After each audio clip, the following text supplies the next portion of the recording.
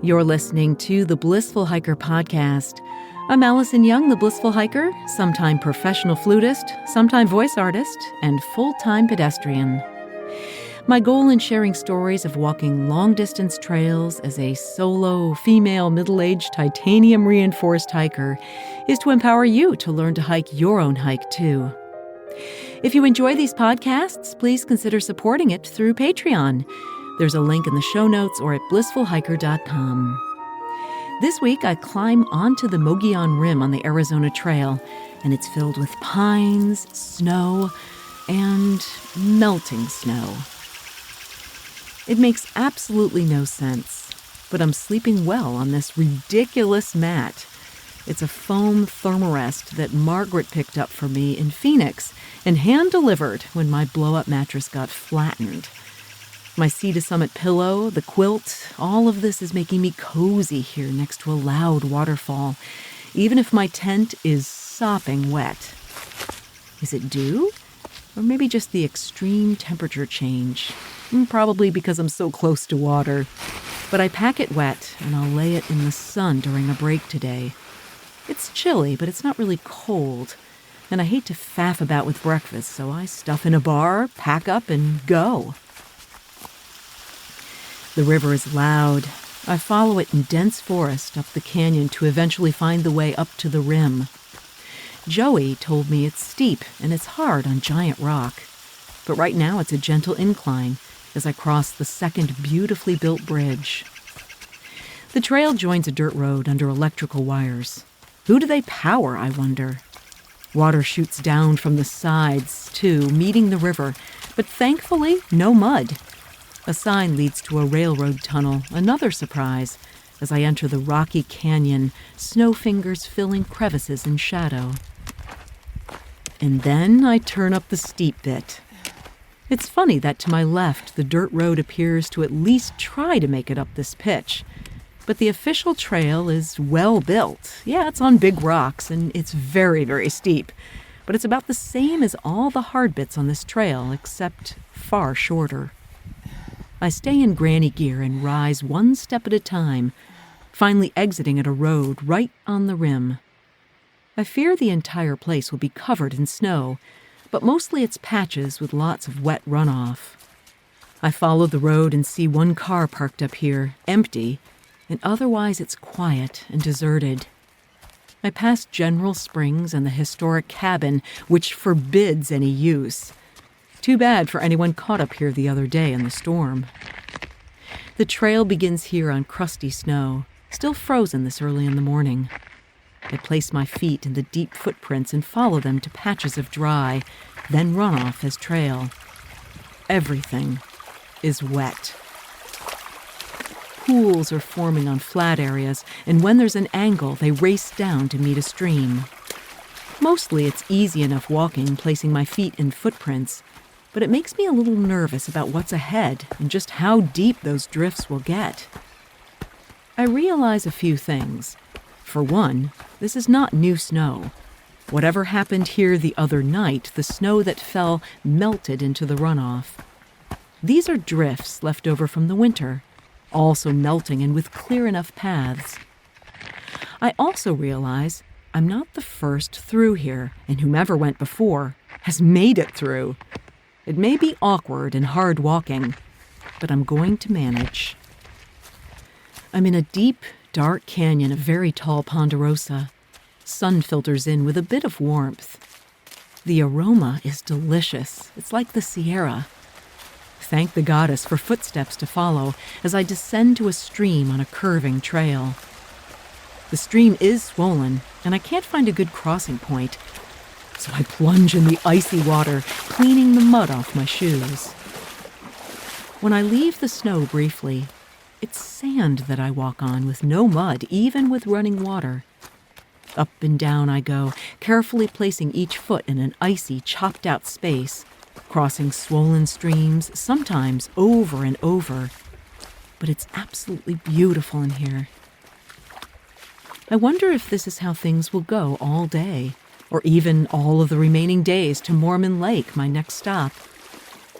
The trail sign sends me across a fairly deep section, then right back after I lose the trail momentarily. I then hit a junction that will take me steeply up and out of the stunning canyon. The sun is bright and I'm in an open area, so I decide to take a break and dry my tent and sleeping bag. What we call it is a garage sale, when a hiker takes everything out of their pack to sort on the ground. The wind is whispering through the pine needles, and I place a rock on the alley coop to keep her in place. I'm loving this place. I'm loving my solitude. The birds, the creek, the wind, and me. It's only a matter of minutes in that baking sun, and both my sleeping bag and tent are dry. It's a good steep climb up the hill on switchbacks, and I hear a clicking below. It's Joey! I yell down, but it takes time for him to hear me because he hikes with headphones. I tell him that I was thinking of him on the difficult ascent to the rim, and he responds that last year he went straight from his couch to that spot, so it seemed much harder. This time around, it's easy. We chit-chat as we walk, and I find he has a great attitude about things, especially not taking this backpacking thing or himself overly seriously. Although he does tell me that several hikers have delayed heading up here, afraid of the snow. I suddenly feel a little bit of a badass. Of course, at this very moment we realize we took a wrong turn, so we need to head back. Maybe it's obvious to you now, but there are no views from here. I'm in thick forest that rolls on, looking about the same mile after mile. It rises a bit, it drops, but mostly I'm in cruise control. I pass a large patch of snow and peepers sing from a swamp. A funky gate keeps out vehicles by forcing people to take a sharp U-turn. Soon things change dramatically, with a deep canyon leading to East Clear Creek.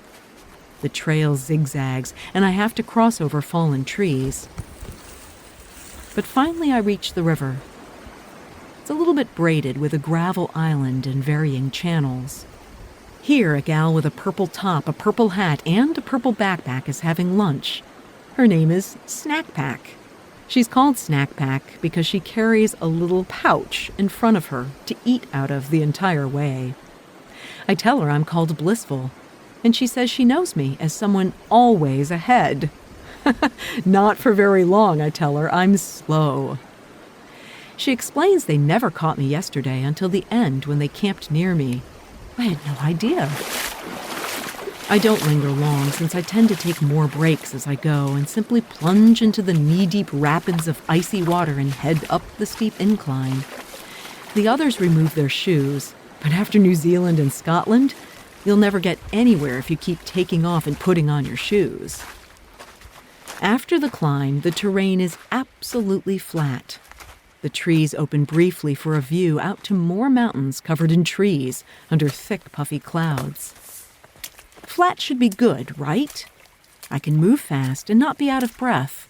Sounds logical, but you'd be completely wrong. With nowhere to run off, the water covers the trail. This is no longer just sticky mud. This is mud, the kind you sink into, the kind that squishes into your shoe, the kind that's deep. I suddenly realize there's a reason no one's here but thru hikers. This is mud season. It's a flooded, dirty mess.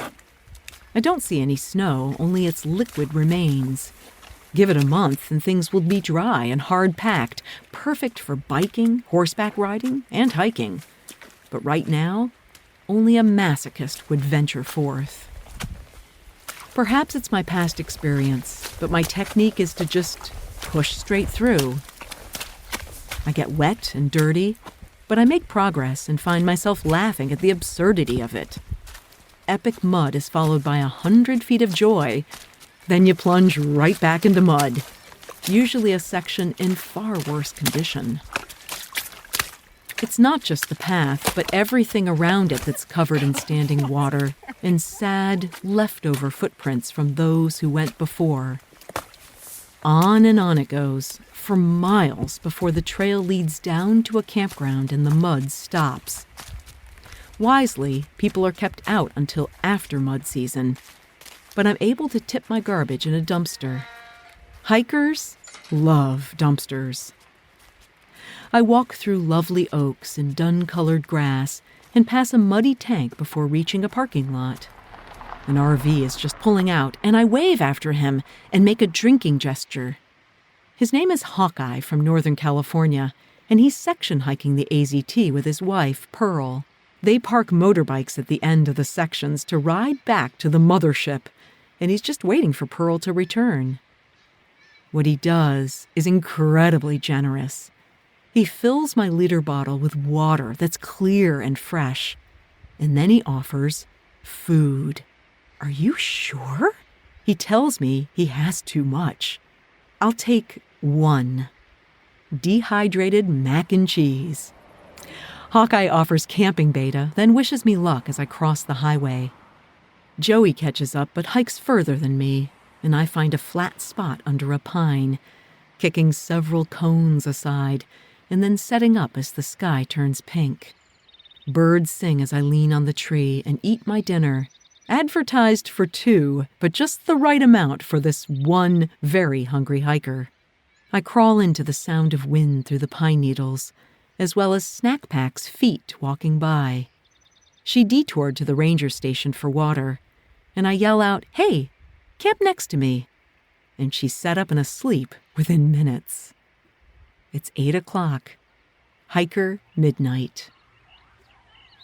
You can subscribe to Blissful Hiker wherever you get your podcasts, and please leave a review on Apple. That helps other people discover the show. Blissful Hiker is on Patreon, as I mentioned. You can support the show financially by becoming a patron. Find a link in the show notes or at blissfulhiker.com. That's also where you can find other episodes, the blog, see pictures, and contact me, blissfulhiker.com. Next week, it's a meltdown on the rim. I mean, it's not just the snow. It's me, complete with tears. But I end up in one of the most soulful camp spots yet. Until then, my friends, kia kaha and happy trails.